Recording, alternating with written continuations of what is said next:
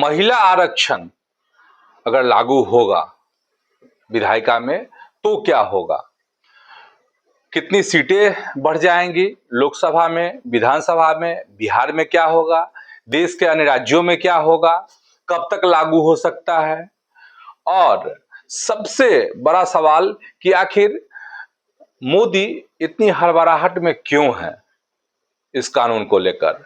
और उससे भी बड़ा सवाल कि अगर हम बिहार को ही लेते हैं तो क्या मीसा भारती, शांभवी चौधरी, बीना देवी जैसी महिलाएं ही क्या सांसद बनेंगी, या फिर जीविका दीदी जैसी जो महिलाएं हैं उनको भी विधायक और सांसद बनने का मौका मिलेगा।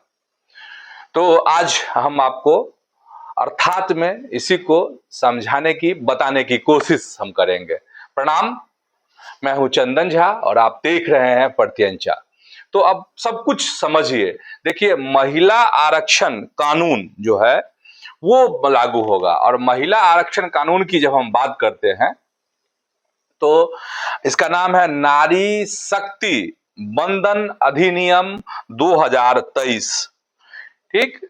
अब खबर ये है कि इस कानून में संशोधन, 2 संशोधन किए जा सकते हैं, और इसी सत्र में, ये जो बजट सत्र है, और बजट सत्र का समापन 4 अप्रैल को है, तो कहा जा रहा है कि संशोधन लाया जाएगा और इसके लिए कवायद जारी है।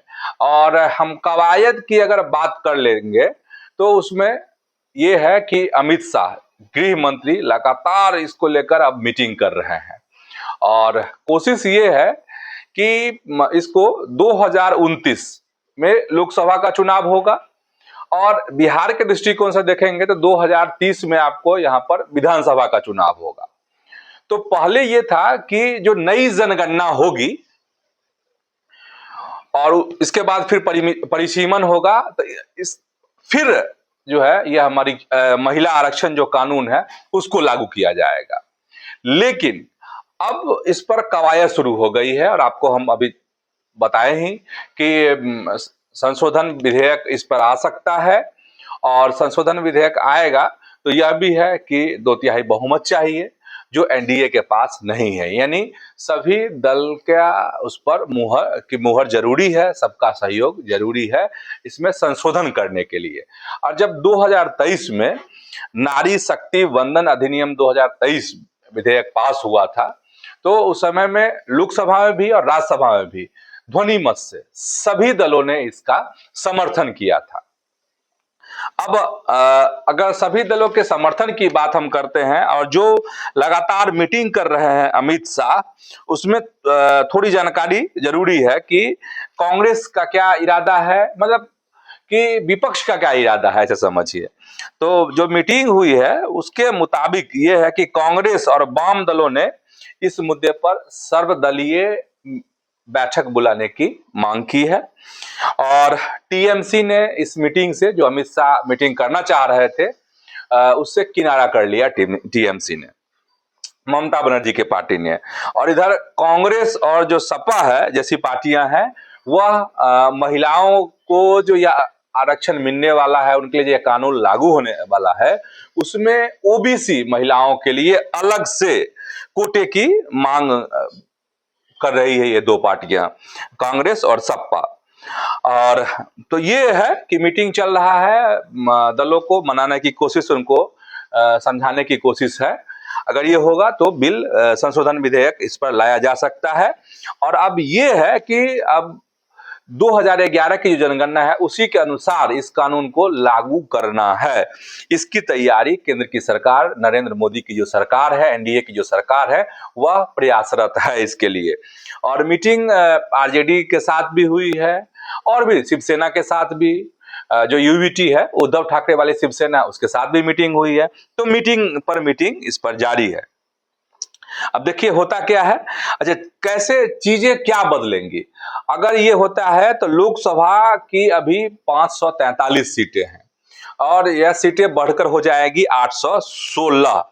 273 नई सीटें महिलाओं के लिए होंगी, यानी कि 273 नई सीटें जो होंगी उस पे सिर्फ और सिर्फ महिलाएं चुनकर जाएंगी। ठीक है।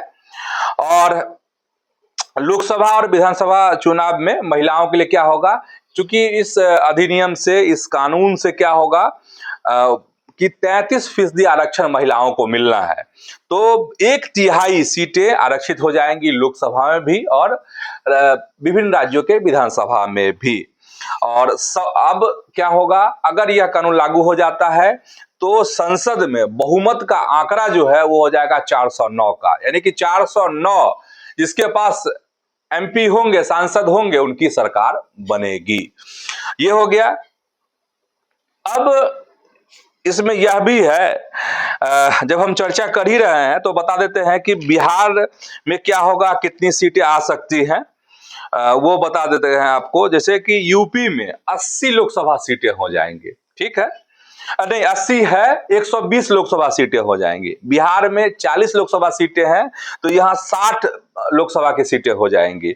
महाराष्ट्र में 48 अभी लोकसभा की सीटें हैं तो 72 हो जाएंगी। तमिलनाडु में 39 है तो 59 सीटें हो जाएंगी, इसमें 20 महिला के लिए यहाँ पर आरक्षित हो जाएंगे। मध्य प्रदेश में 44 सीटें हो जाएंगी, जिसमें 15 महिलाओं के लिए आरक्षित हो जाएंगे। जम्मू कश्मीर में अभी 5 लोकसभा की सीटें हैं तो बढ़कर 8 लोकसभा की सीटें हो जाएंगी। अगर बिहार के संदर्भ में अगर हम बात कर देंगे तो आपको बताया कि जैसे 60 लोकसभा सीटें हो जाएंगी बढ़कर के बिहार में 40 से, जिसमें 20 जो है सिर्फ महिला सांसद यहां से चुनकर जाएंगी। और विधानसभा में फिर क्या होगा सीटों का हाल, तो विधानसभा में 243 अभी विधानसभा की सीटें हैं, जिसमें से आपको अब सीटें बढ़ जाएंगी तो हो जाएगा कितना, 243 से बढ़कर 365 सीटें हो जाएंगी महिला 100, जिसमें से 365 में से 122 सिर्फ महिलाएं विधायक बनेंगी। अगर यह कानून लागू हो जाता है तो अब इसमें एक कुछ तथ्य और है जो हमने नोट किए हैं आपके लिए, वह जान लीजिए। वो ये है कि राज्यों और SC ST सीटों पर क्या होगा, क्या असर पड़ेगा इस कानून के लागू होने से। तो दक्षिण के जो राज्य हैं वह चिंतित हैं कि चूंकि जनसंख्या नियंत्रण पर उन्होंने बेहतर काम किए हैं, अच्छा काम किया है, तो इसलिए उनकी सीटें घट जाएंगी। इसको लेकर आपको याद होगा कि 2025 में ही लगातार कई दौर की मीटिंग हुई थी MK स्टालिन के नेतृत्व में, आप सबको याद होगा। जो परिसीमन वगैरह का था उस पर स्टालिन जो है विरोध जता रहे थे। तो सरकार यह सुनिश्चित करना चाहती है कि हर राज्य की सीटों में 50% की वृद्धि हो, और इससे क्या होगा कि उनका अनुपातिक प्रतिनिधित्व जो है बरकरार रहेगा, जिससे कि दक्षिण के राज्य जो डरे हुए हैं, सहमे हुए हैं, तो उससे ये हो जाएगा। अच्छा, केरल में अभी 20 लोकसभा की सीटें हैं और बढ़ने पे क्या हो जाएगा, कानून लागू होने पे कि 30 लोकसभा की सीटें वहां पर हो जाएंगी। अच्छा, SC जो है मतलब अनुसूचित जातियों के लिए क्या होगा कि अभी 84 लोकसभा की सीटें हैं उनके लिए रिजर्व, लेकिन इसकी संख्या बढ़ जाएगी, 126 हो जाएंगी इनके लिए सीटें आरक्षित होकर। ST मतलब अनुसूचित जनजातियों के लिए क्या है अभी कि 47 लोकसभा सीटें हैं इनके लिए रिजर्व, तो क्या हो जाएगा 70 सीटें इनके लिए रिजर्व हो जाएंगी। छोटे राज्यों और केंद्र शासित प्रदेश हैं जहां केवल 1 या 2 लोकसभा की सीटें हैं, वहां पर हर तीसरे चुनाव में महिलाओं के लिए रोटेशन के आधार पर सीट आरक्षित की जाएंगी।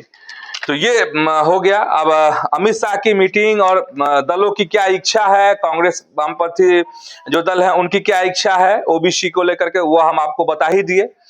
अब इसमें कुछ तथ्य और हैं जिसको लेकर ये किया जा रहा है, सवाल खड़ा किया जा रहा है कि क्या होगा ये कि हम एक बिहार के संदर्भ में बात करना चाहते हैं, और इससे आप समझिए कि आप देश भर की जो विधानसभा है या लोकसभा की सीटें हैं उसको आप समझ सकते हैं, उस पर उसके जवाब भी आपको खुद ब खुद मिल जाएंगे। और सवाल क्या है वह हम आपको बता रहे हैं। सवाल ये है, अगर हम बिहार के संदर्भ में बात करते हैं अभी, तो यहाँ पर अभी 5 महिलाएं लोकसभा में हैं, यहाँ से जीतकर गई हैं। 5 जो महिलाएं हैं वो कहीं ना कहीं आपको किसी न किसी राजनेता की या तो बेटी है या पत्नी है। और सब जो परिवार है वो रसूख वाला परिवार है राजनीतिक दृष्टिकोण से। अब हम सबसे पहले बात करते हैं जैसे पाटलिपुत्र की जो सीट है, और मीसा भारती यहाँ की सांसद है, और मीसा भारती लालू प्रसाद की बेटी है, राजनीतिक रसूख। समस्तीपुर लोकसभा सीट की बात कर लेते हैं, अशोक चौधरी बड़े नेता, कद्दावर नेता, और उनकी बेटी संभवी चौधरी वहां की सांसद है। बीना देवी वैशाली से सांसद हैं। दिनेश प्रसाद सिंह रसूख वाले नेता, उनकी पत्नी हुई बीना देवी दिनेश प्रसाद सिंह की। और लवली आनंद, आनंद मोहन की पत्नी, शिवहर से सांसद। इसके बाद विजय लक्ष्मी देवी सिवान, रमेश सिंह कुशवाहा की पत्नी है विजय लक्ष्मी देवी। तो ये 1 2 3 4 5 हम आपको बताए कि 5 लोग लोकसभा में चुनकर गई हैं, लेकिन सारे के सारी महिलाएं क्या है, रसूख वाले परिवार की हैं। अब ऐसे में सवाल यह उठता है कि हम बिहार के संदर्भ में अभी इसमें बात कर रहे हैं कि क्या जीविका दीदियां, मतलब जीविका दीदियां मतलब क्या, सामान्य परिवार की जो महिलाएं हैं। और जीविका दीदी की चर्चा हम इसलिए यहां कर रहे हैं क्योंकि जीविका दीदी का ये जो योगदान है, मतलब सियासत में दखल होने लगा है बिहार में। अगर यह एकदम सही बात है कि जीविका दीदी अगर उदासीन हो जाती तो बिहार विधानसभा के जो चुनाव हुए और उसके जो परिणाम आए पिछले दिन, और जो एनडीए को जो अपार बहुमत मिला, वो बहुमत नहीं मिलता। और जीविका दीदी को गढ़ने में नीतीश कुमार की भूमिका रही है। और नीतीश कुमार जो है बहुत दूरगामी सोच के नेता माने जाते हैं।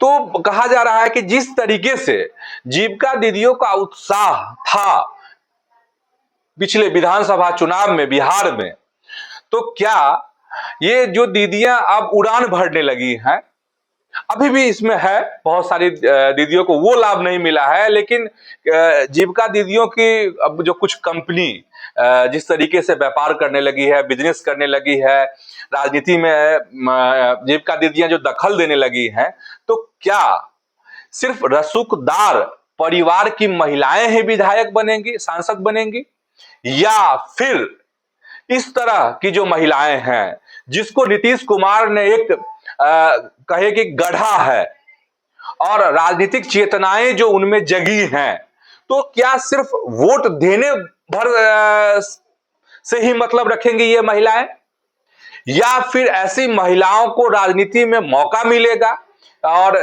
जीविका दीदियां जो है वो उड़ान भरने लगेंगी सियासत में भी।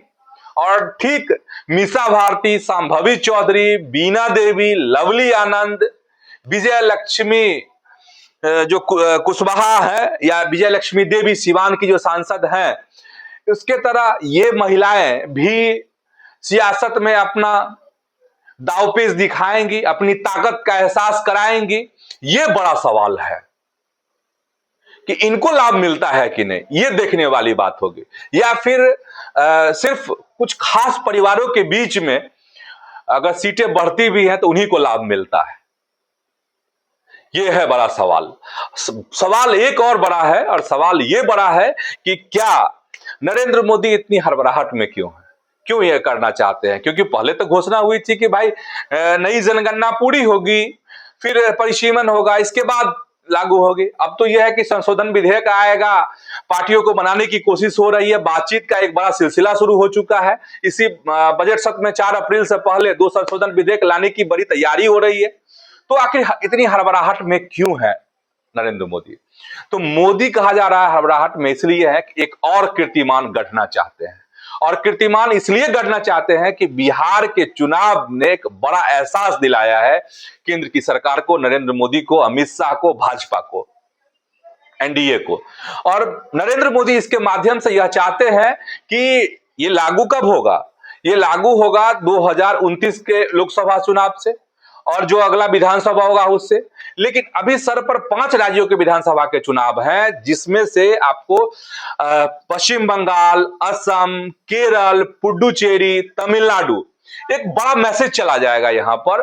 और जिस तरीके से महिलाओं के आगे बढ़ने से बिहार में एक बड़ा लाभ मिला एनडीए को, तो उसी तरीके का लाभ उठाने की कोशिश जो है, एक बड़े मैसेज देने की कोशिश जो है एनडीए की सरकार की है, नरेंद्र मोदी की सरकार की है, मोदी की है। और यह भी है कि नरेंद्र मोदी एक बड़े कीर्तिमान स्थापित करने की कोशिश भी कर रहे हैं, प्रयास कर रहे हैं। ठीक वैसे ही जैसे अयोध्या में राम मंदिर का निर्माण हुआ, कोर्ट के दखल से हुआ, कोर्ट के आदेश पर हुआ, लेकिन हुआ उनके कार्यकाल में। जैसे यह विधेयक पास हुआ 2023 में, मोदी के कार्यकाल में हुआ। 370 जो है जम्मू कश्मीर से यह हुआ, मोदी के कार्यकाल में हुआ। तो एक अमिट छाप छोड़ देना चाहते हैं नरेंद्र मोदी। और यह भी सवाल कि आखिर नरेंद्र मोदी अमिट छाप क्यों छोड़ना चाहते हैं? क्या यह अंतिम कार्यकाल होगा नरेंद्र मोदी का? तो इसको अब बहुत श्योर नहीं कहा जा सकता है। संगठन है और संगठन का एक अहम हिस्सा है नरेंद्र मोदी।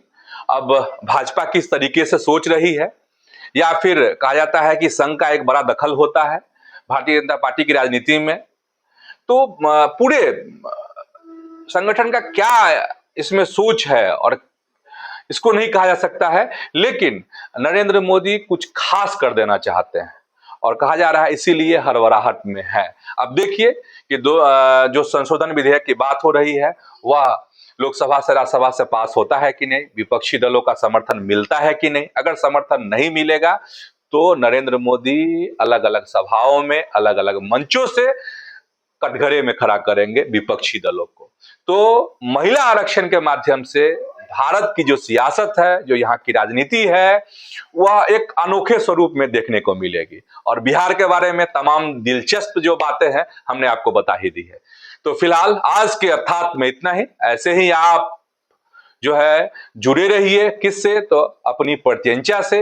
यूट्यूब पर इसको सब्सक्राइब कीजिए, फेसबुक पर पेज को आप फॉलो कीजिए। कार्यक्रम अच्छा लगा हो अर्थात तो इसको लाइक कीजिए, वीडियो को शेयर कीजिए। इतना ही, धन्यवाद, प्रणाम।